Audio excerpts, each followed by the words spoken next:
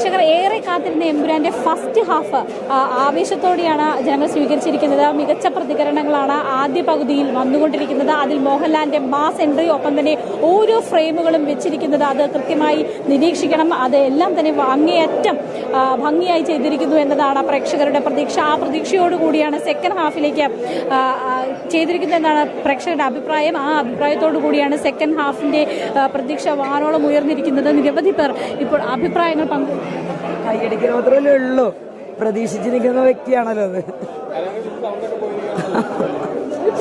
Okay okay ശരി. ആളുകൾ ആ ഒരു അവരുടെ ഒരു ഫീലിങ്സ് ആണ് പറഞ്ഞുകൊണ്ടിരിക്കുന്നത്. നമുക്ക് ചോദിക്കാം, എങ്ങനെയുണ്ടായിരുന്നു? ഒന്നും പറയട്ടെ, കഴിയട്ടെ, പറയാം. ഓക്കെ, ചിത്രത്തിന്റെ ആദ്യ പകുതി കണ്ട് പുറത്തേക്ക് ഇറങ്ങിയ ആളുകളാണ്.